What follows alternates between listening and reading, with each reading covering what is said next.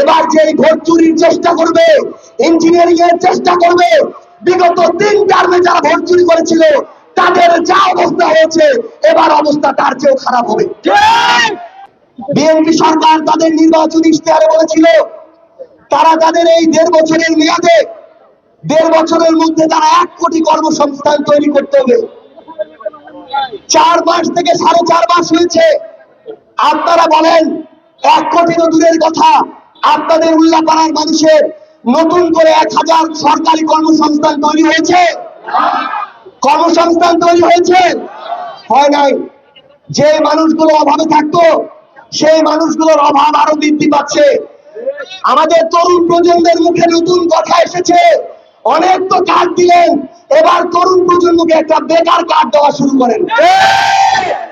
সংগ্রামী উল্লাপাড়াবাসী, আমরা আমাদের বিএনপি সরকারকে বলতে চাই, আপনারা আমাদের অভ্যুত্থানের সহযোদ্ধা ছিলেন, আপনারাও নিপীড়িত নির্যাতিত ছিলেন।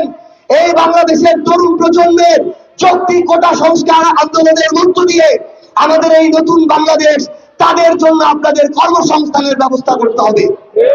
যদি কর্মসংস্থানের ব্যবস্থা না করতে পারেন, এখানে আমার এমন অনেক ভাই আছে, অনেক বাবা চাচা আছে যাদের সন্তানেরা অনার্স মাস্টার্স শেষ করেছে, বছরের পর বছর যায়, একটা চাকরির ব্যবস্থা হয় না। যেদিন এই তরুণ প্রজন্ম এই চাকরির অভাবে বিক্ষুব্ধ হবে, ওই দিন এই বাংলাদেশে কর্মসংস্থানের অভাবে বেকারদের দ্বারা আরেকটা অভ্যুত্থান হবে। আমরা আপনাদেরকে আহ্বান করব, আপনারা আমাদের তরুণ প্রজন্মের জন্য কর্মসংস্থানের ব্যবস্থা করেন। আমরা আরেকটা দাবি নিয়ে আপনাদের কাছে এসেছি, সেই দাবিটি হচ্ছে আমাদের যে সীমান্ত, এই সীমান্তটাকে রক্ষা করতে হবে। আপনারা দেখে থাকবেন পশ্চিমবঙ্গের একজন নামকাওয়াস্তে মুখ্যমন্ত্রী হয়েছে, তথাকথিত মুখ্যমন্ত্রী হয়েছে। এই ঐতিহ্যবাহী পশ্চিমবঙ্গ, আমাদের দুঃখ লাগে এত বছর বছরের ঐতিহ্যবাহী পশ্চিমবঙ্গে কিভাবে এই ধরনের একজন বিবেকবোধ যে বিসর্জন দিয়ে দিয়েছে, এই ধরনের একজন মুখ্যমন্ত্রী কিভাবে হয়। এই মুখ্যমন্ত্রী ঘোষণা দিচ্ছে বাংলাদেশে নাকি 10,000 পুশিন করা হয়েছে, তারা নাকি আরো পুশিনের প্রক্রিয়া নিচ্ছে। তাহলে আমার এই পররাষ্ট্রমন্ত্রী, স্বরাষ্ট্রমন্ত্রী, প্রধানমন্ত্রী কোথায় থাকে যখন একটা দেশের মুখ্যমন্ত্রী আমার সার্বভৌমত্বকে এভাবে হুমকি দেয়?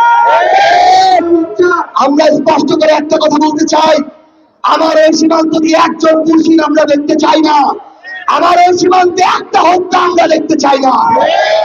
সম্মানিত ছাত্র জনতা, একটা বিষয় মনে রাখবেন, আমার এই বাহিনী, আমার এই বিজিবিকে এতদিন ধরে দুর্বল করে রাখা হয়েছিল। আমার সীমান্তে একটার পর একটা হত্যা হয়েছে আওয়ামী লীগের আমলে, বিজিবিকে প্রতিরোধ করতে দেওয়া হয় নাই।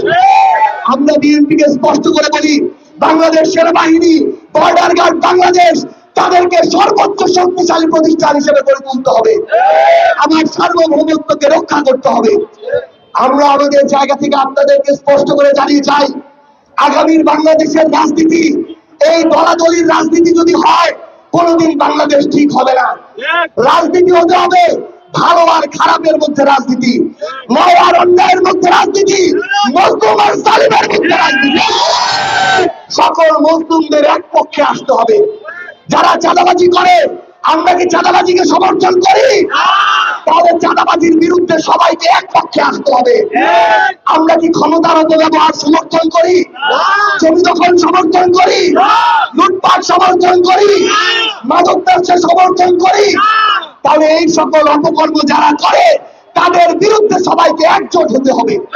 আমরা জানি এখানে আমাদের এমনও ভাই আছে যারা এই নির্বাচনে হয়তো ধানের শীষকে ভোট দিয়েছে, কিন্তু আমরা আপনাদেরকে আহ্বান জানাই, আমরা আমাদের এই বিবেক বোধটাকে যদি একটা দলের কাছে, মার্কার কাছে বিক্রি করে দেই, বিসর্জন দেই, দালালি করি, আর যদি আশা করি দেশ ঠিক হবে, এই দেশ কোনোদিন ঠিক হবে না।